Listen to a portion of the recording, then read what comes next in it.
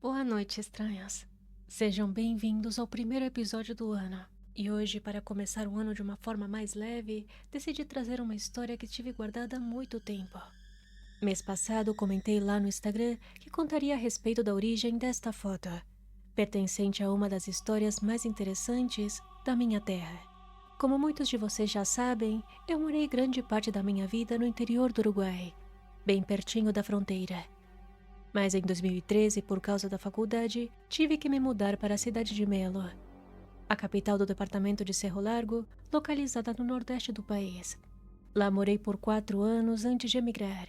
E em 2014, minhas colegas e eu tínhamos que fazer um trabalho de artes no cemitério da cidade. Um local muito antigo, construído em 1867 e declarado Patrimônio Histórico Nacional em 77. Devido à sua grande quantidade de esculturas belíssimas de artistas uruguaios e estrangeiros, como Bernabé Michelena, Juan Manuel Ferrari e o italiano Juan Nazzarini, entre muitos outros. Essas esculturas eram encarregadas pelas famílias mais ricas da cidade para homenagear seus entes queridos numa época em que túmulos ostentosos serviam para distinguir aqueles que em vida foram considerados pessoas importantes. Esses túmulos eram decorados com figuras religiosas, símbolos maçônicos, esculturas em granito ou mármore e nichos com fotos. O cemitério de Melo, assim como os da região de fronteira, também está lotado de histórias de antigos combatentes e pessoas esquecidas pelo tempo. E por isso, na época desse trabalho da faculdade, tínhamos que fotografar essas esculturas e contar parte da história da cidade. Entretanto, assim como qualquer outro cemitério antigo, ali também jazem milhares de pessoas comuns, como alguns familiares meus. Então, como poucas vezes tive a oportunidade de visitar aquele cemitério, decidi me aventurar em meio a centenas de túmulos na intenção de achar o do meu avô, que havia visitado por última vez em 2008, após sua partida, quando tinha 13 anos. Então, no dia daquele trabalho, me separei das minhas colegas e, no meio do caminho, me perdi. Mas lembrei de algo que poderia usar como ponto de referência. Perto do túmulo do meu avô, havia um único túmulo que se destacava dos outros, por estar cheio de brinquedos. Após muito caminhar, avistei esse túmulo, que, diferente dos outros, não tinha fotos ou esculturas, e estava sobre o chão. Mas o que realmente me impressionou foi a enorme quantidade de objetos que havia ao seu redor. Tinha de tudo: flores, roupas, brinquedos e todo tipo de placas de agradecimento. Fiquei algum tempo contemplando aquilo, sem entender do que se tratava. E então tive que seguir o meu caminho. Mas infelizmente eu não consegui achar o túmulo do meu avô naquele dia. Quando cheguei em casa, fui pesquisar a respeito daquele túmulo e achei uma matéria do jornal El País, escrito por um jornalista de Melo, chamado Néstor Araújo.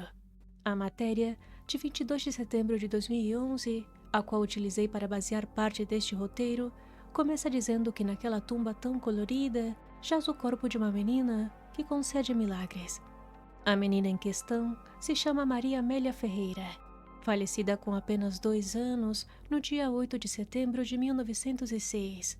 Anos mais tarde, em 1965, o cemitério estava passando por uma transformação, devido à construção dos primeiros nichos empilhados verticalmente, o que obrigou os funcionários a desenterrarem os corpos que ainda estavam em túmulos no chão e transferi-los para as novas estruturas.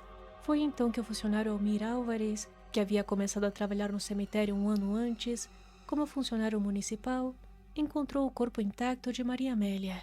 Sobre essa ocasião, o trabalhador descreveu com admiração: parecia uma boneca, como se a morte tivesse ocorrido recentemente, e ela parecia embalsamada.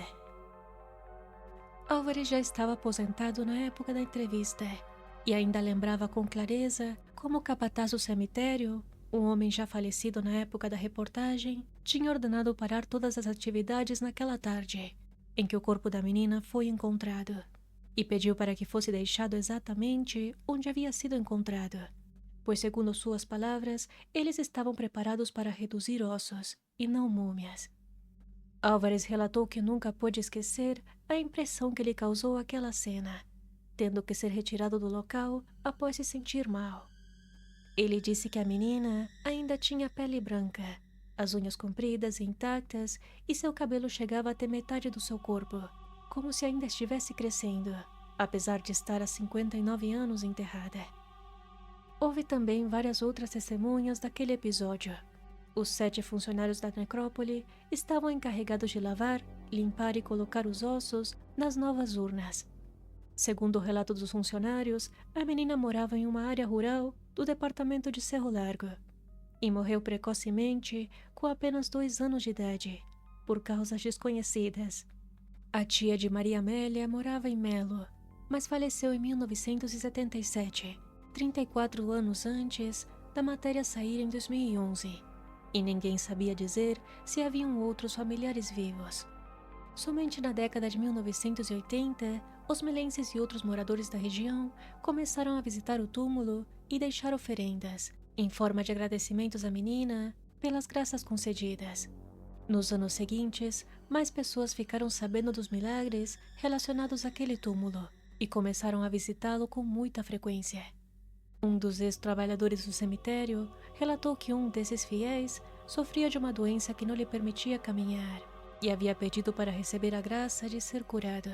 E quando ele conseguiu voltar a andar, ele retornou para pagar a sua promessa, indo da porta do cemitério até o túmulo de joelhos.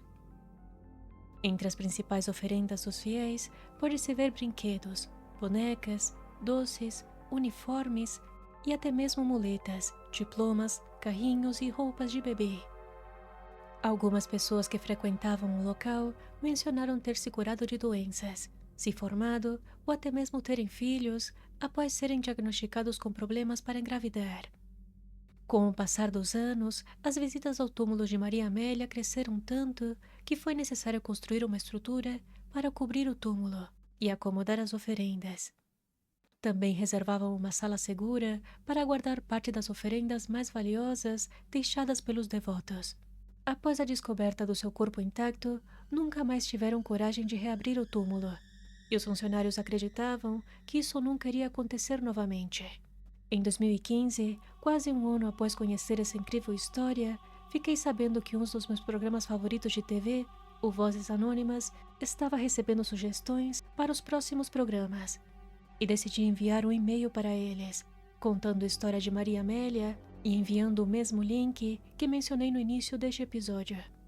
Junto a essa história, também adicionei meu próprio relato, a respeito de um outro caso, também ocorrido nesse mesmo cemitério, que já contei em outro episódio muito antigo, e que inclusive gostaria de refazer. Mas para isso, gostaria de ter mais histórias interessantes sobre cemitérios, para trazer em um novo episódio. Na ocasião em que enviei essas sugestões, o programa agradeceu pelos meus e-mails e foram super simpáticos comigo. Na época, eles eram muito presentes e interativos no Instagram e no antigo Twitter, e eu adorava esse contato próximo que eles tinham com os fãs e os leitores dos seus livros, que inclusive me fazem muita falta no Brasil. Na tarde de 13 de janeiro de 2016, eu estava em casa, quando fiquei sabendo pelo Instagram que Guillermo Lockhart, o apresentador do programa, e sua equipe estavam no cemitério de Melo, realizando gravações para a 6ª temporada do programa. Então, decidi entrar em contato, pensando que talvez teria a oportunidade de conhecer o apresentador, que marcou a infância de muitos com a sua narração impecável, e convidados de várias regiões do mundo.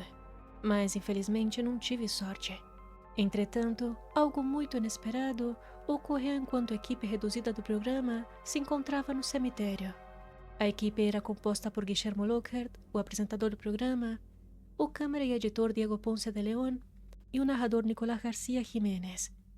Na ocasião, eles iriam entrevistar alguns dos ex-funcionários do cemitério e o jornalista Néstor Araújo, que escreveu a matéria sobre Maria Amélia que mencionei no início.